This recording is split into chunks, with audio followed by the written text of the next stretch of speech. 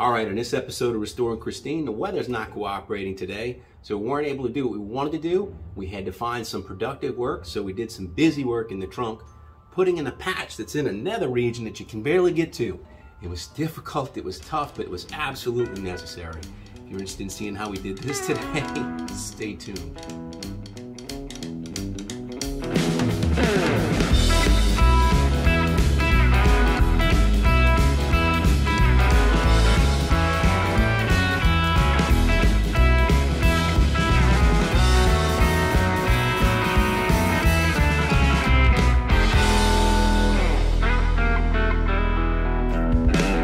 Welcome back to Restoring Christine, where we're restoring a 1956 Chevy Bel Air in my home garage by myself with my own hands, just trying to get it done one weekend at a time.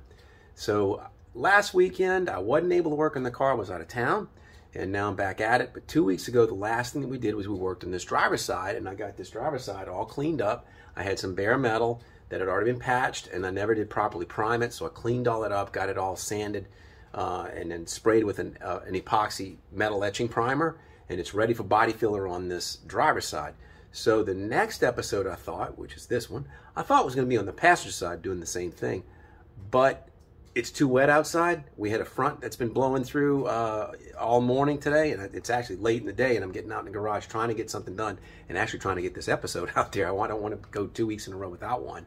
So I did find something that I'm going to work on, but it's not going to be priming and cleaning metal, but it's in the trunk and it's semi-hidden metal, but it's necessary. Let me show you. All right, so when I got Christine back from the sandblasters, that was episode 2. The guy that blasted it said, you know, Christine, I don't know why you don't call this thing Bondo Betty, because it had so much rust on it. And we ended up replacing the floor pan and the trunk pan. So the trunk pan's new. This is all new in this area. And in order to do that, I had to patch all around the perimeter of the trunk where the two come together. There'll be some body seam sealer that'll go in here. Same thing here, seam sealer will go in there. But I had to do some patch work. I had to make some metal over there, metal over here. I had to repair my trunk brackets on both sides. But when you step back, you'll see this inner wheel well. So some of this is exposed to the elements. It's kind of hard to see. Let's see if we can get it from underneath. And it goes up into a cavity, and I don't know if you can see some daylight that goes way up there, but those are holes. There's holes that are over here. So I have no idea how this rust came to be, but it did. And it's back here. It's in between this trunk bracket, and some of it is out here where I can see it, but the rest of it is behind this trunk bracket. And I just know that this is going to be seamed. So I don't want a show quality finish in my trunk, but I definitely don't want that. I don't want holes. So I was trying to figure out a way to get this done. And what I'm going to do is I'm going to take my grinder. I'm going to take my grinder with a semi-worn out wheel, because that'll fit in between here. And I'm going to go ahead and cut this out. And I'm going to do a piece. It's going to be hard to weld in there. So I'm not going to be able to do a splice weld because I just can't get to the whole edge. So I think we're going to do is we're going to do something here. I'm going to cut this out first, and then I'm going to mimic the shape on the ground, bring my shape back into here, my piece of metal, and I'm going to lap weld it. So I'll bend the edges down, I think, and then tack weld it. And then when I'm doing body filler, I'll come in here and I'll fill this, but that way that'll get that nice and tidy. So that is what we're going to do today.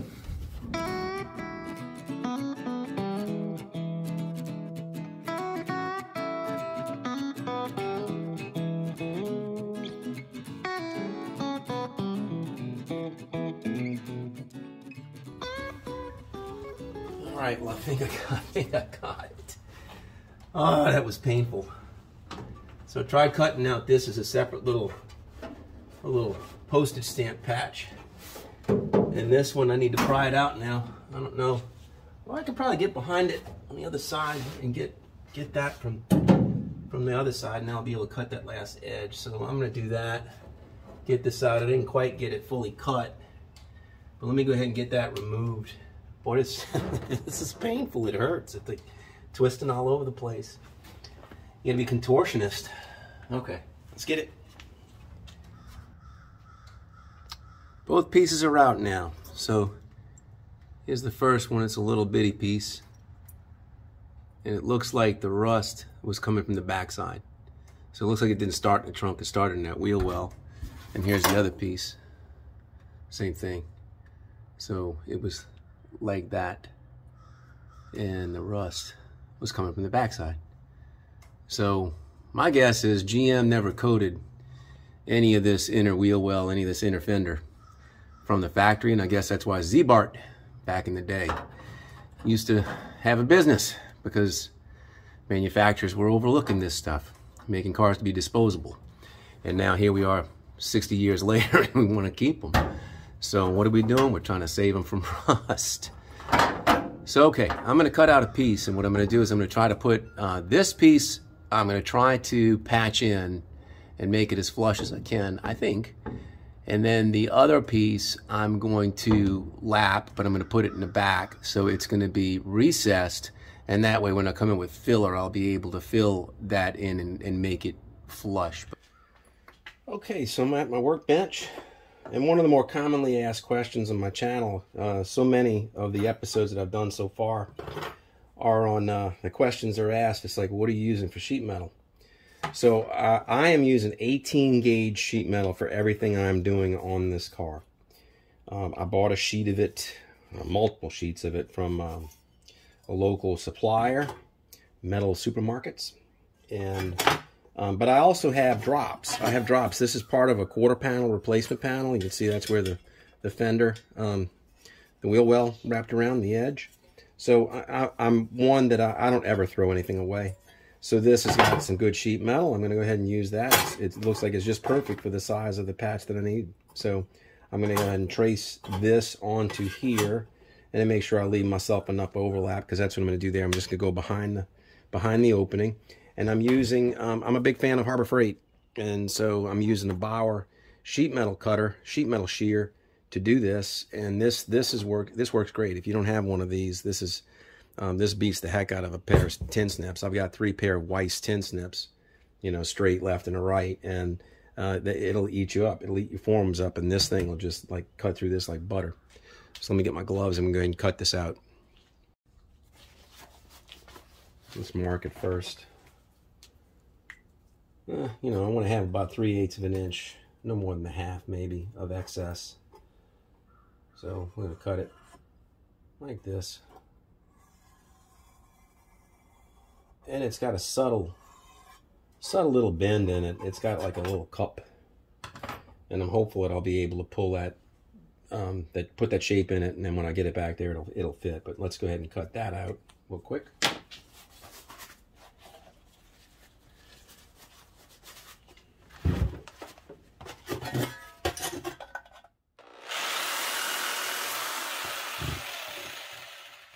It's gonna be a little hard on this little curve shape, but it'll go.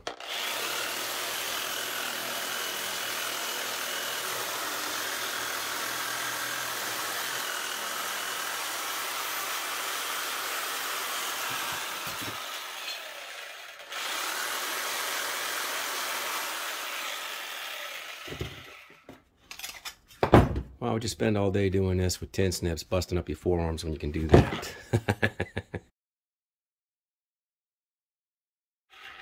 That's a good $30 or $40, whatever that tool costs.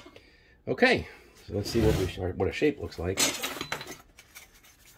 You know, it's got a bit of curvature in it in 2 different directions. I'm going to have to beat that into it a little bit. All right, it looks like, it looks all warped, but we work on that, and then we'll bring it to the car and make sure that it fits before we start tack welding it in place. All right, so what I did is I took my vise, opened it up a little bit, and took a ball peen hammer and put this little curve in it. So I just tapped it and tapped it and tapped it and just put a little bit of a cup into it, but it's got a second cup. Let me go show you on a car. All right, so when you look in here, see how it's got that curvature? It wraps like this, and then it sweeps around that way. And yeah, so I got to find a way to bend that into this to make that to where it'll touch all the way around. I'm going to work on that. All right, I've got it held in place back there. I'm holding it way back here with a stick, and I got it taped to a stick that goes all the way through there so I can see it. but it looks like it's pretty close. Just the very top edge there, maybe. Just the top edge maybe needs to come in a little bit. I got it overbent. So that's gonna work. I'm gonna go ahead and set myself up so I can start tacking that in. And I think what I'll be able to do is I'll be able, from the back side, I'll be able to push this tight as I go. So that's what we're gonna do. All right, so I'm gonna take my flap disc on my grinder and I'm gonna grind both sides of this, and I'm gonna grind around that perimeter.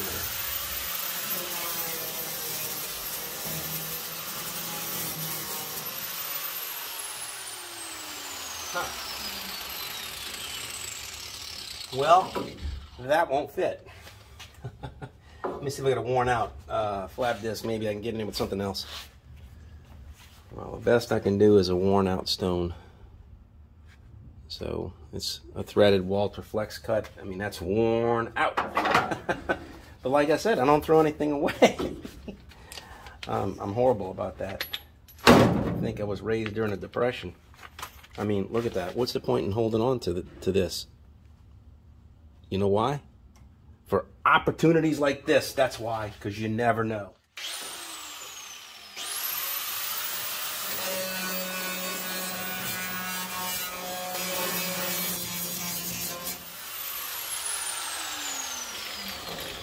You'll hear me say this pretty regularly. You never know. I don't throw anything away. And here, look, this is a worn out disc that was this big. And it comes in handy. You know, you just never know. So I hang on to everything. There you go. Proof's right there. Let's get ahead and we'll go ahead and tack this in place and start welding it up. All right, so I put a little tab on it to hold it in, and I'm going to slip that back there, and I'm going to try to clamp it with the vice grip from the one opening to the other, and then I'll be able to use this to pull it tight. So let me go ahead and do it that way, put it on time lapse, and hopefully we can get this thing welded up.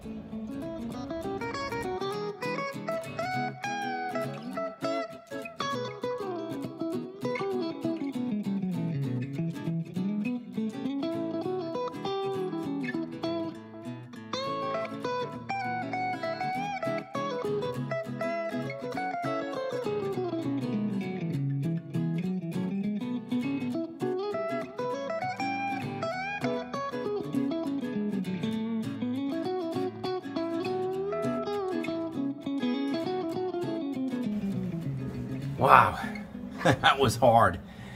I couldn't get to it, and then the welding shield. But that is one of the ugliest welds you will ever see. I am sorry. I will show you all of its gnarly glory, but it's closed. It's closed up. So that's the most important thing. It's solid. I'll be able to get body filler in there. And now I need to close this hole up, and then that'll be on its way. All right, the second one ought to be a little better. So what I did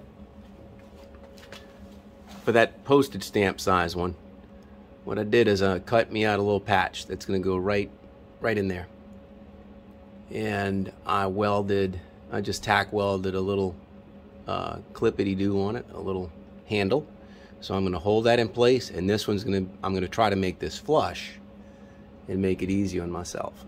So, because I can't reach back there with a little tiny piece and try to get it in the back. So I'm going to weld this one. I'm going to try to make it flush, and let's see how that goes.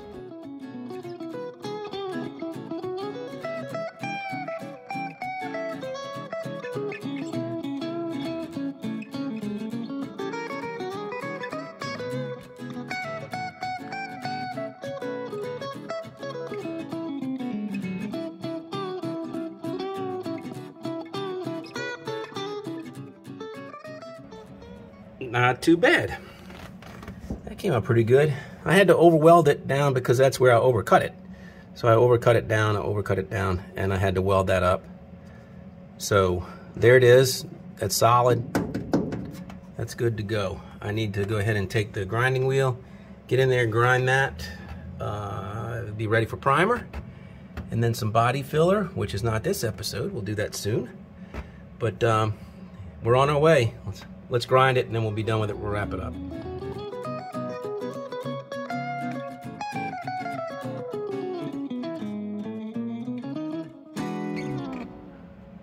right.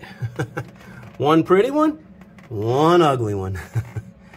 I know it looks horrible, but it's better than you might imagine.